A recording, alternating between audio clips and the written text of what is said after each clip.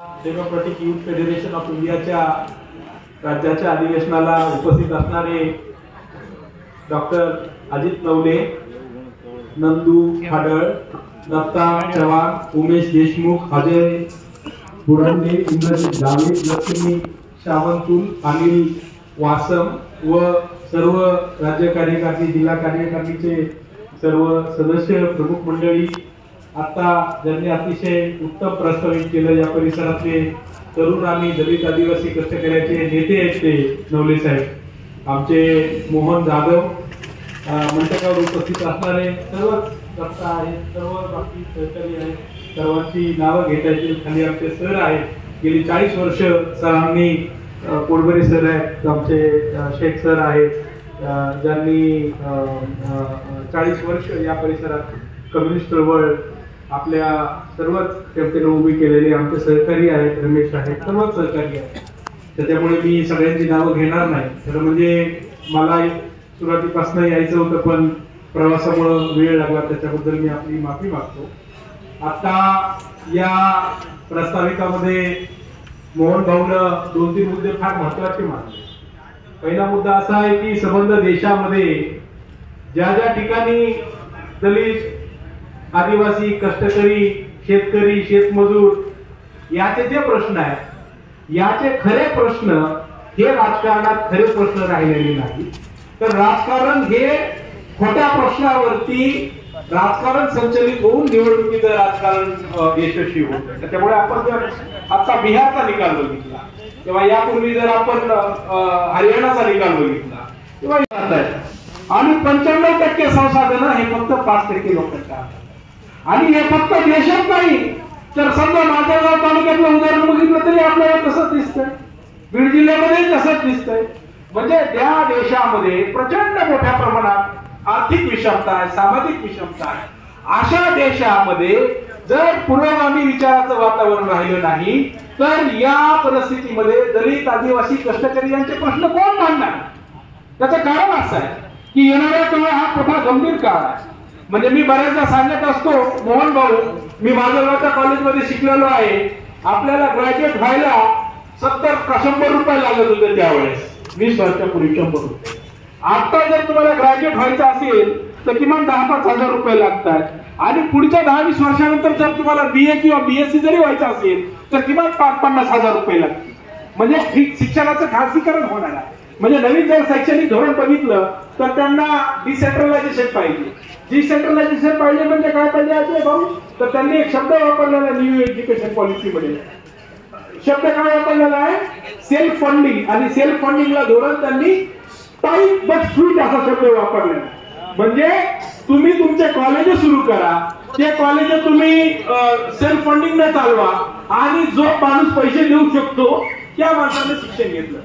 म्हणजे आपण आजकाल जिल्हा परिषदच्या शाळेची अवस्था बघतो, त्याला आपल्याला लक्षात येतंय की जिल्हा परिषदच्या शाळा जर आज बघितल्या तर जे माणसं एकेकाळी 10व्या चालवायचे तेच माणसं आता जिल्हा परिषदच्या इंग्लिश शाळा चालवतात. आपण जर आरोग्याची अवस्था बघितली तर माझ्या सारख्या ठिकाणी बघा खासगी रुग्णालय किती आहे. आज जर पाय मोडला तर किमान ₹1,00,000 तो पाय दुरुस्त करायला खर्च येतो, ₹1,00,000 तो खर्च येतो. आणि जर ₹1,00,000 खर्च आला तर त्याला ते ₹1,00,000 इलाज घ्यायला त्याला 10-5 हजार रुपये उसने घेऊन त्या पैसे व्याजाने भरावे लागतात. म्हणजे आरोग्याचं खासगीकरण झालेलं आहे, शिक्षणाचं खासगीकरण झालेलं आहे. मोहनरावने सांगितलं, आता आपण सगळे ग्रामीण भागातले माणसं आहोत, ग्रामीण भागातले माणसं आहोत. आपल्या लक्षात येईल मागच्या 10-20 वर्षात तुम्हाला नोकऱ्या लागलेल्या आहेत का? पूर्वी किमान इंजिनियर व्हायचा, तलाठी व्हायचा, ग्रामसेवक व्हायचा, किमान कंडक्टर व्हायचा, ड्रायव्हर व्हायचा, शिक्षक व्हायचा. ह्या नोकऱ्या आहेत का? आता ह्या नोकऱ्या तुम्हाला कुठे दिसणार नाहीत. म्हणजे एकतर नोकऱ्या संपल्या, ज्या नोकऱ्या आहेत त्या कंत्राटीवरती आहेत. आरोग्यामध्ये खासगीकरण आहे, शिक्षणामध्ये खासगीकरण आलेलं आहे. सगळ्या प्रचंड मोठ्या प्रमाणात ज्या काही PUC होत्या, मला चांगलं आठवत आहे 20 वर्षापूर्वी भारतामध्ये FDI किती असला पाहिजे याची चर्चा असायची.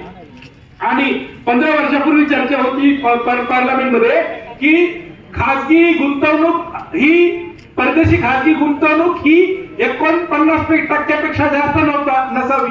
परंतु आता देशामध्ये पंतप्रधानांनी वेगवेगळ्या राज्याचे मुख्यमंत्री सांगतात की आमच्या राज्यात आम्ही 99% परदेशी गुंतवणूक आणली.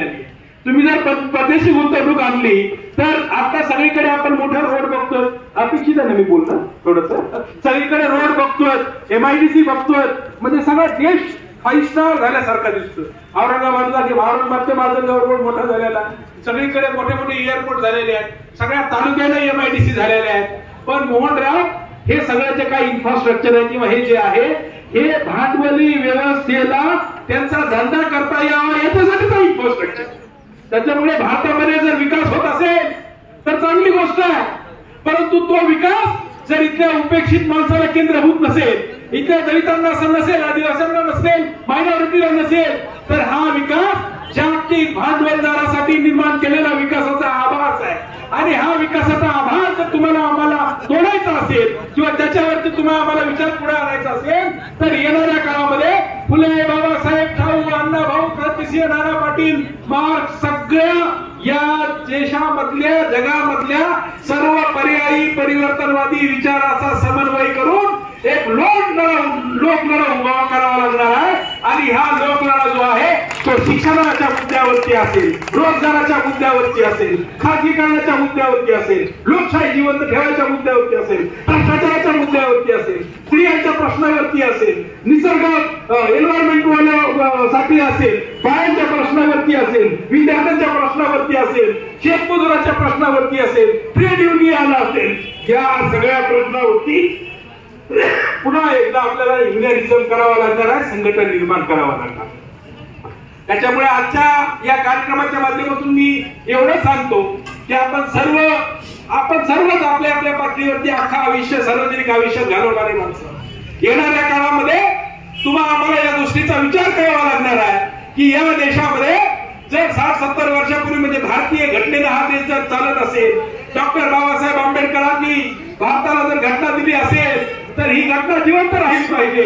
आणि या घटनेला अपेक्षित असणारा जो काही देशातला समाजकारण असेल, राजकारण असेल, आर्थिकदृष्ट्या दुर्बल माणूस असेल, सांस्कृतिकदृष्ट्या, सामाजिकदृष्ट्या वंचित माणसं असतील, या माणसाच्या न्याय हक्काची लढाई तुम्हाला आम्हाला लढावी लागणार आहे एवढंच सांगतो. आणि बाहेरून आलेले हे ब्राजी भट्टाचार्य आहेत आणि अजित भाऊ आहेत, नंदकुमार भाऊ आहेत, या सर्वांना मी पुन्हा एकदा माजलगाव नगरीत त्यांचं स्वागत करतो. आणि आजचं अधिवेशन मोहन जाधव असतील किंवा आमच्या अजय भाऊ बुरांडे असतील, या सगळ्यांनी माजलगाव मध्ये अधिवेशन घेऊन खऱ्या अर्थानं बीड जिल्हा पुन्हा एकदा गंगाधर आप्पाच्या विचाराचा जिल्हा आहे हे पुन्हा एकदा आपण सगळ्यांना दाखवून दिलं.